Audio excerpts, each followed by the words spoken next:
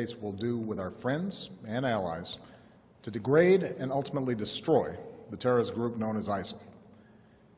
As Commander-in-Chief, my highest priority is the security of the American people. Over the last several years, we have consistently taken the fight to terrorists who threaten our country. We took out Osama bin Laden and much of al-Qaeda's leadership in Afghanistan and Pakistan. We've targeted al-Qaeda's affiliate in Yemen and recently eliminated the top commander of its affiliate in Somalia. We've done so while bringing more than 140,000 American troops home from Iraq and drawing down our forces in Afghanistan, where our combat mission will end later this year. Threats come from the Middle East and North Africa, where radical groups exploit grievances for their own gain. And one of those groups is ISIL, which calls itself the Islamic State. ISIL is a terrorist organization, pure and simple, and it has no vision other than the slaughter of all who stand in its way. They execute captured prisoners. They kill children. They enslave, rape, and force women into marriage. They threatened a religious minority with genocide. Last month, I ordered our military to take targeted action against ISIL to stop its advances. Since then, we've conducted more than 150 successful airstrikes in Iraq. These strikes have protected American personnel and facilities, killed ISIL fighters, destroyed weapons, and given space for Iraqi and Kurdish forces to reclaim key territory. These strikes have also helped save the lives of thousands of innocent men. Our objective is clear. We will degrade and ultimately destroy ISIL through a comprehensive and sustained counterterrorism strategy.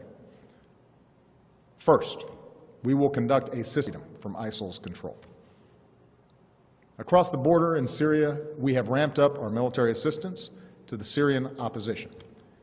Tonight, I call on Congress again to give us additional authorities and resources to train and equip these fighters, particularly Arab nations who can help mobilize Sunni communities in Iraq and Syria to drive these terrorists from their lands. This is American leadership at its best. We stand with people who fight for, especially to the servicemen and women who carry out these missions. But I want the American people to understand how this effort will be different from the wars in Iraq and Afghanistan. It will take time to eradicate a cancer like ISIL. And any time we take military action, there are risks involved. A broad American leadership is the one constant in an uncertain world. It is America that has the capacity and the will to mobilize the world against terrorists. It is America that has rallied the world against Russian aggression and in support of the Ukrainian people's right to determine their own destiny. It is America, our scientists, our doctors, our know-how that can help contain and cure the outbreak of Ebola. It is America that helped remove and destroy Syria's declared chemical weapons so that they can't pose a threat to the Syrian people or the world again.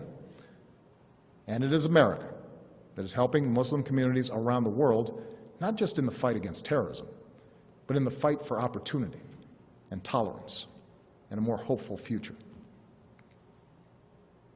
America, our endless blessings bestow an enduring burden. But as Americans, we welcome our responsibility to lead. From Europe to Asia, from the far reaches of Africa to war-torn capitals of the Middle East, we stand for freedom, for justice, for dignity,